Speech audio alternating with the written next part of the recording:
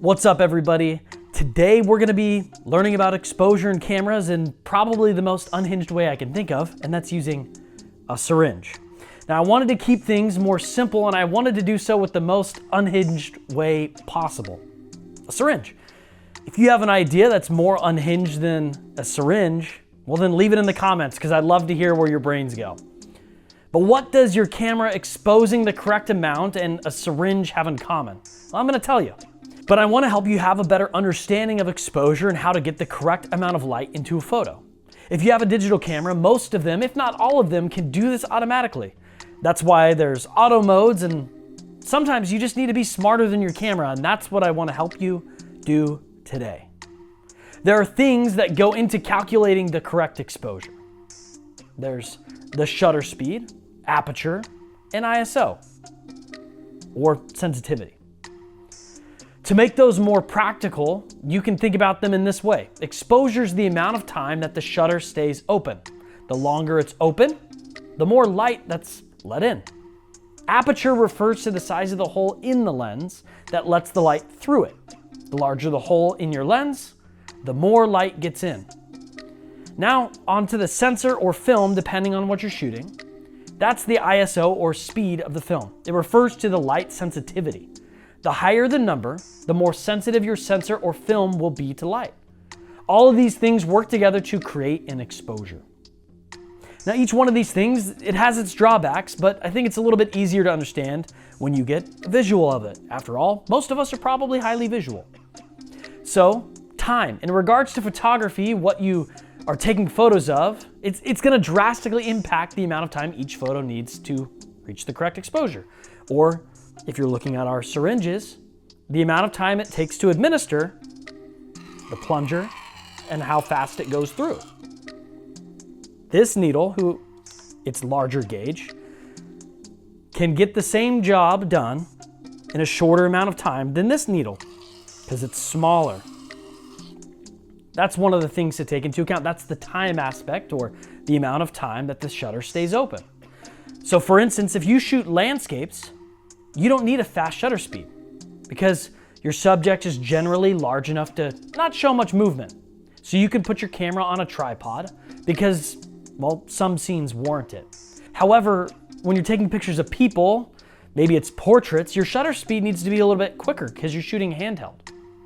So if you shoot a fast enough shutter speed to not show movement for your hands holding the camera, it's going to have an effect on what you need for aperture and the sensitivity of your film or digital sensor. So if you need a faster shutter speed, it means you have less time to let light in via the shutter.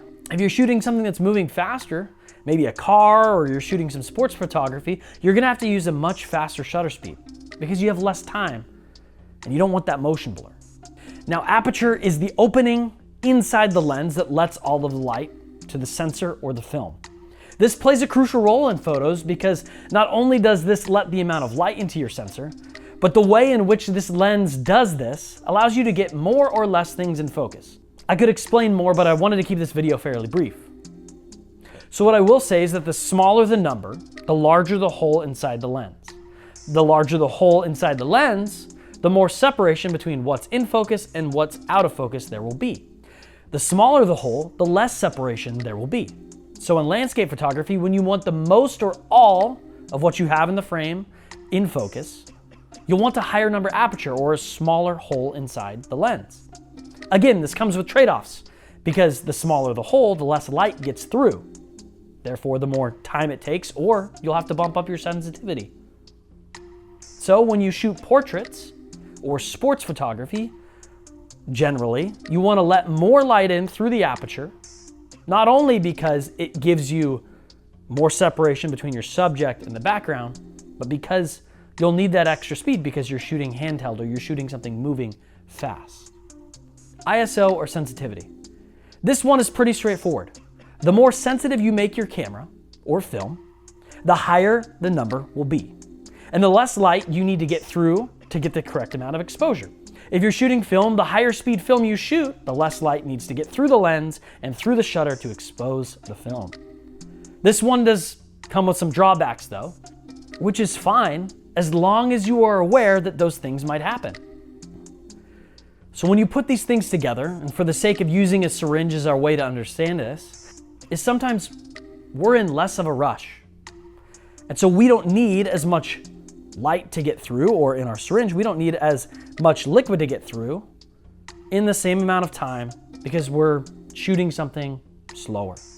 So we can use a smaller gauge needle, or a needle that's open less, which would be like using a higher number aperture, and we can just slowly expose our photograph or slowly push the liquid through the syringe.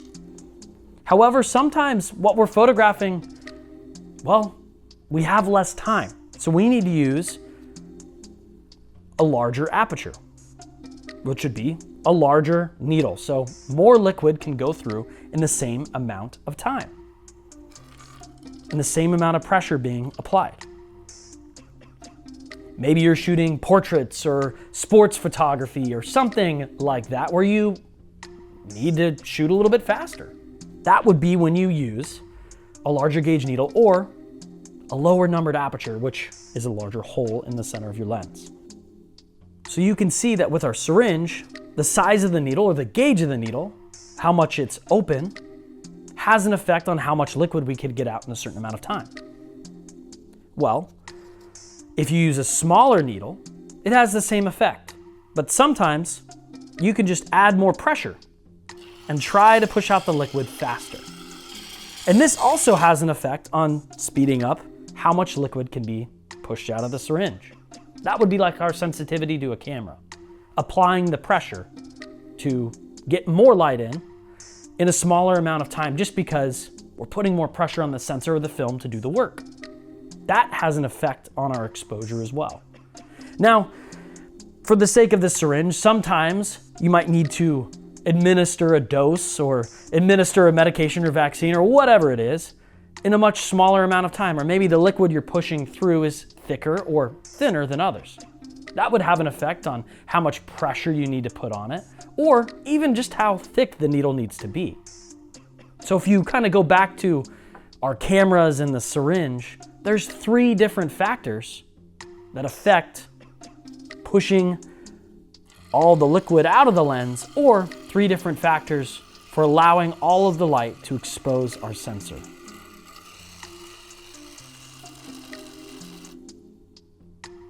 That took too long. I should have used a larger gauge needle.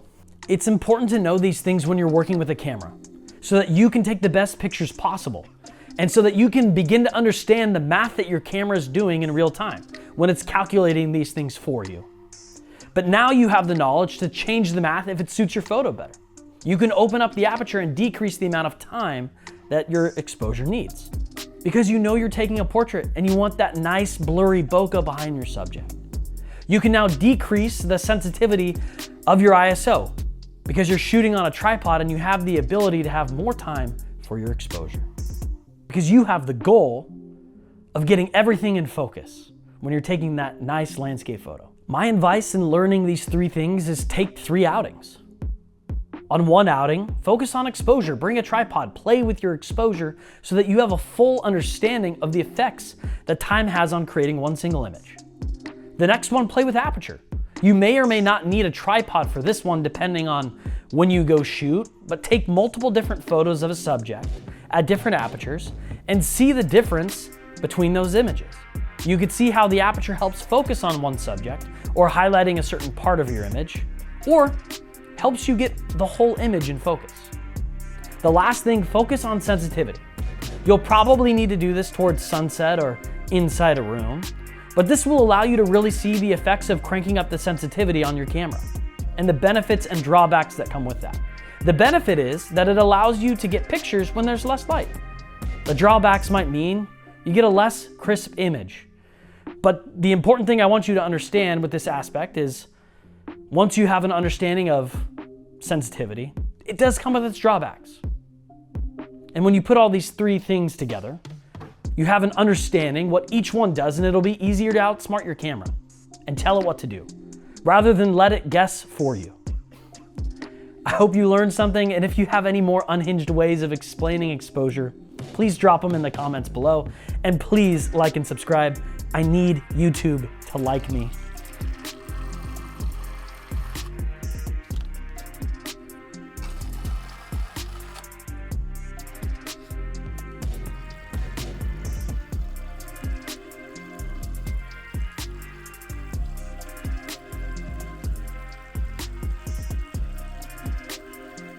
I'm so glad I used the other one in the video.